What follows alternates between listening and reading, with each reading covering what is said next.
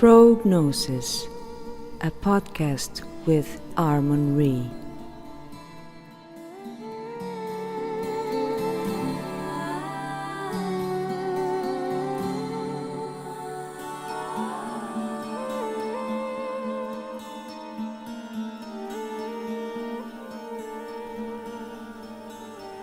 Hello everyone, this is episode 14 of Pro.Gnosis, and we have a returning guest. This is the third time he's been on this podcast. I am talking about Reality Sceptic, or Luke, if you prefer.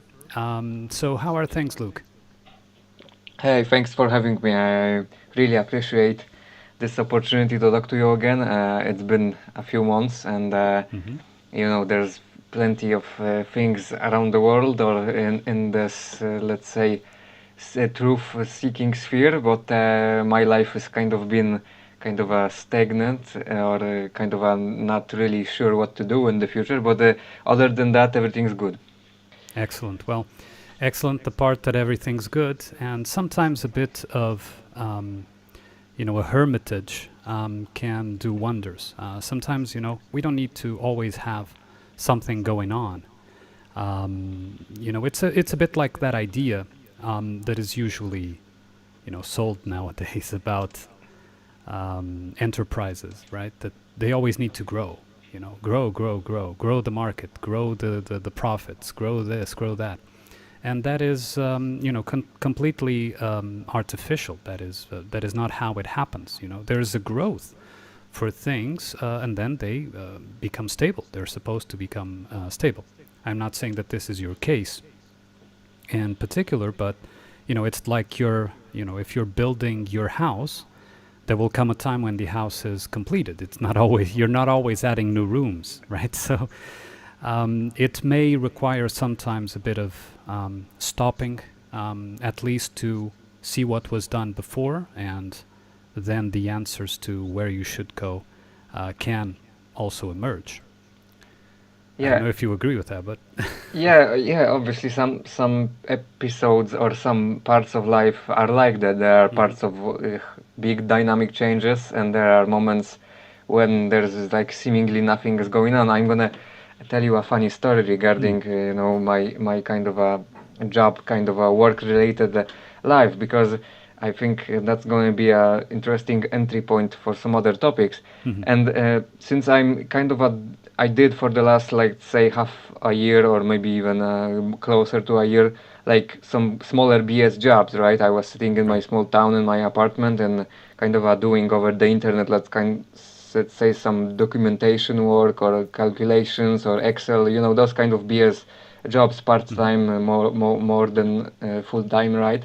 So I started applying for maybe some kind of bigger jobs, like maybe I thought I will return to some engineering jobs, and I tried smaller companies with less success. So I applied for trying to apply for some bigger companies like Samsung, right? The big monstrous company of Samsung, right?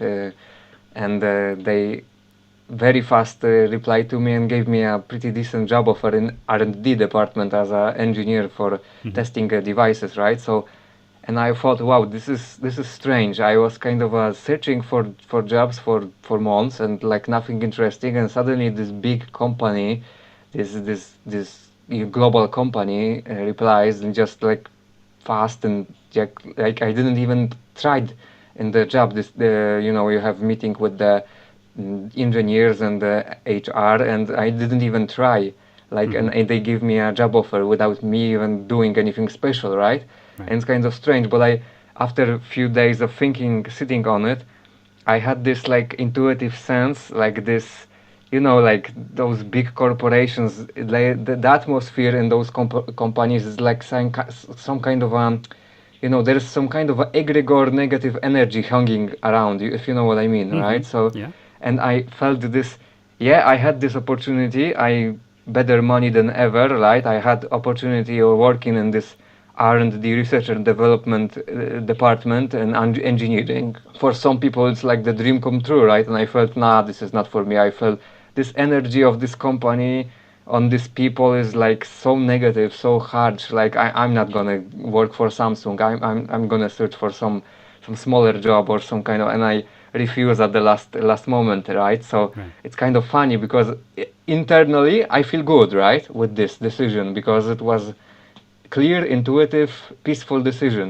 Hmm. But on the outside, and when my family, when my mother, even when she realized what I did, and because I told her after a few weeks, and like externally is like everything is like the opposite, right? Internally, I feel good with the decision, and externally, it's like my family thinks I'm lost it, I'm crazy or something, Yeah. like refusing working for Samsung in the R&D departments. Like Yeah.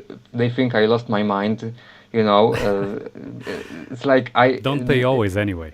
So, yeah, and money is not.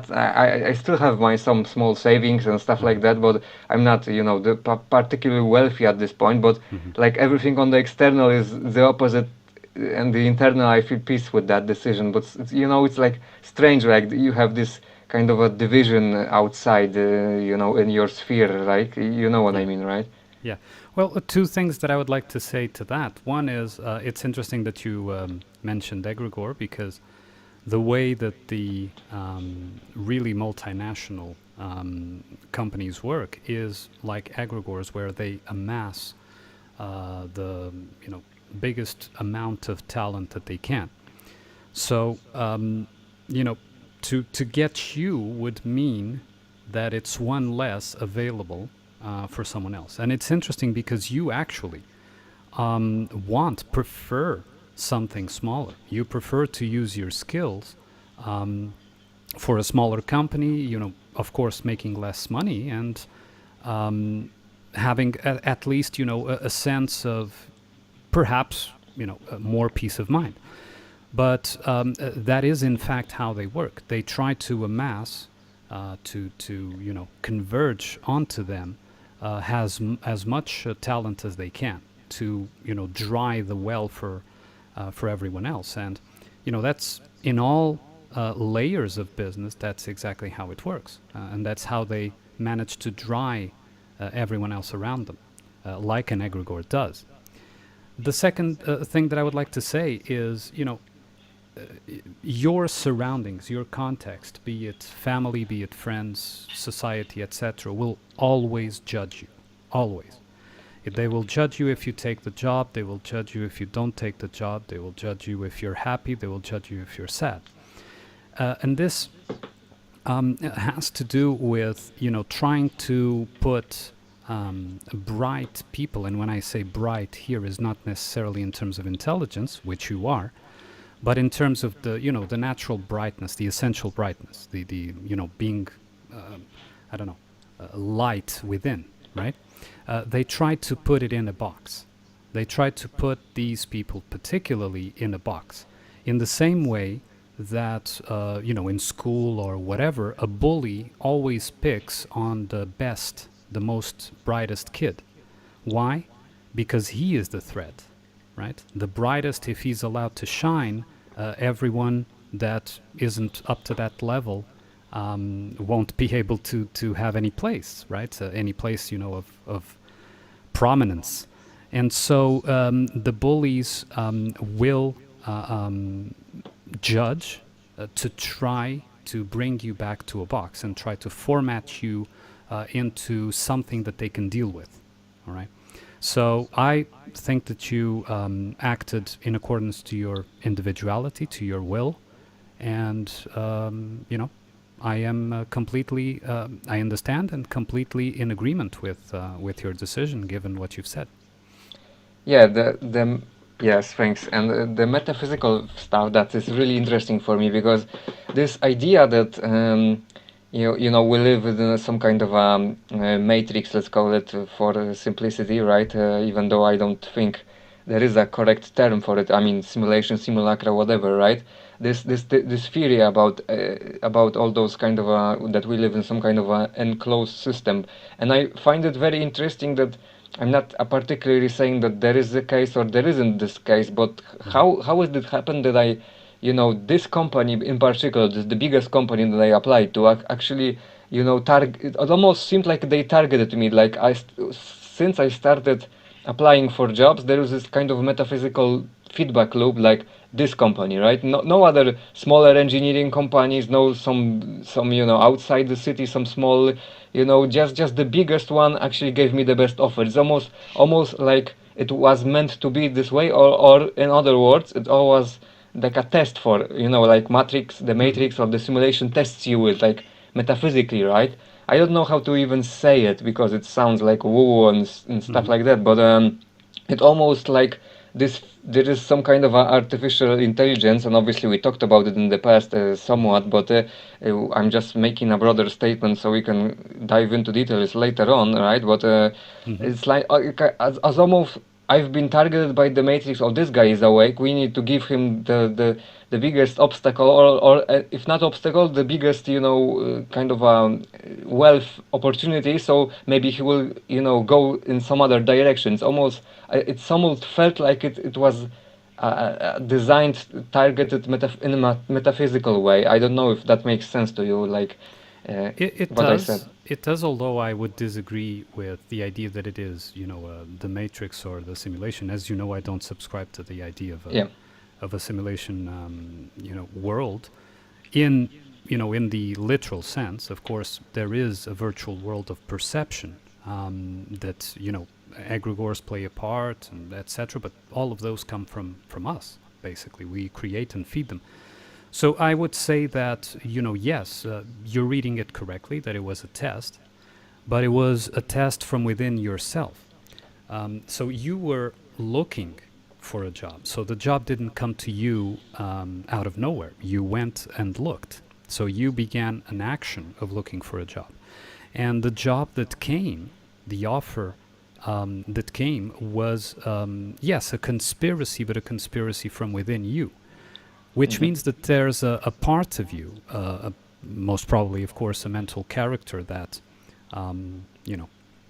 perhaps would think that you're on the wrong path for its own interests, in regards to what is used to thinking life is, that conspires to, offer you a way to change your path. Interestingly, you acted with your ego instead of your mental character, and your decision, clearly from how you've described it, was entirely based upon your individual ego, the one that is supposed to be the filter and the decision center.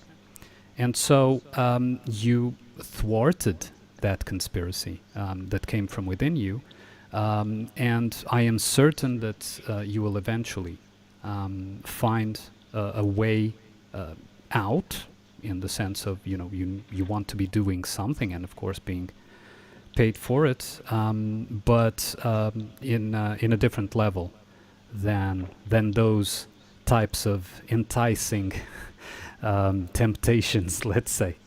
Yeah. So that would be my reading. I think that the conspiracy, yes, came from within you, because you were the one generating the opportunity. Yeah, and that is somewhat, for many people, and for me, it's always, I've been bouncing between those kind of ideas, how much this reality is, there is this intelligence which observes you, right? Like in this kind of Westworld scenario or whatever, right?